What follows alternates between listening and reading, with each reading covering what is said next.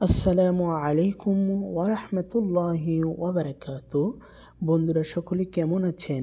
আশা করি ভালো আছেন। তো আজকে আমরা জেনে নিই মুনাফিক কাদেরকে বলা হয়, অর্থাৎ ইসলামের সাথে ইসলামে প্রবেশ করে মুসলমান হয়ে যারা ইসলামের শত্রুতা করে গোপনে বা প্রকাশ্যে তাদেরকে মুনাফিক বলা হয়।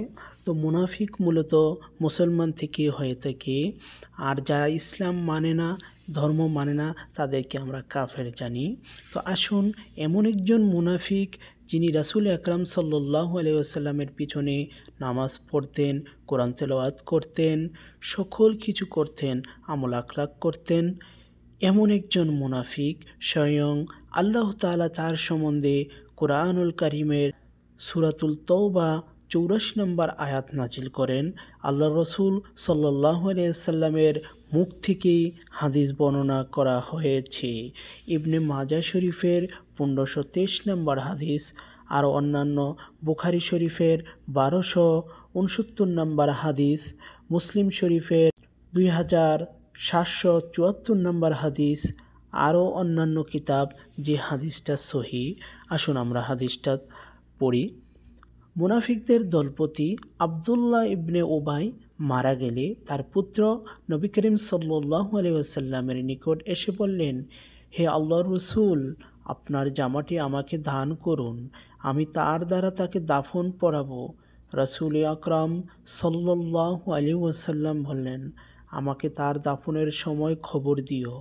নবী করিম সাল্লাল্লাহু আলাইহি ওয়াসাল্লাম বললেন, তার জানাজার সালাত পড়ার ইচ্ছে করলে ইবনুল খাত্তাব রাদিয়াল্লাহু তাআলা তাকে বললেন, তার ব্যাপারে আপনার কি হলো? ওমর রাদিয়াল্লাহু বললেন, তার ব্যাপারে আপনার কি হলো? দেখেন এখানে কত শালীনতাভাবে কথা বলেছে সাহাবী। উনি অনেক কিছু বলতে পারতেন, কিন্তু নবীকে তাজিমার্থে উনি কি বললেন দেখছেন, কত সুন্দর ভাষা, সুবহানাল্লাহ।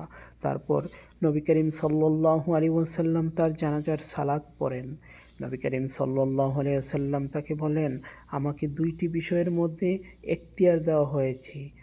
আপনি তখন আল্লাহ তাআলা তার উপর কি করলেন, ওই যে সূরা তাওবার ৮৪ নম্বর আয়াত নাজিল করলেন। তাদের কারোর মৃত্যু হলে আল্লাহ বলেন, মুনাফিকদের কারোর মৃত্যু হলে তুমি কখনো তার জন্য জানাজার সালাত পড়বে না এবং তার কবরের পাশেও দাঁড়াবে না।